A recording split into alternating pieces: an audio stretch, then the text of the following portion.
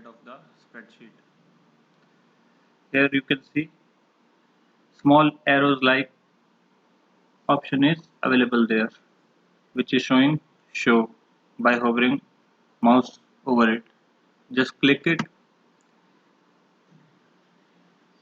Now a set of options is appeared, namely properties, styles and formatting, gallery, navigator and functions.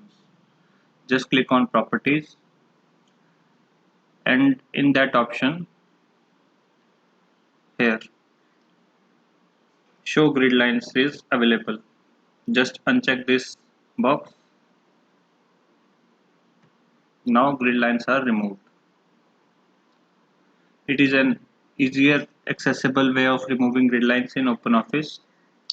There is also another way, which is by going to tools, option,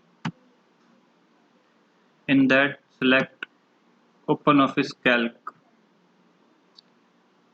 in view, visual aids, grid lines. Check that box and click OK, and grid lines are again back in the spreadsheet.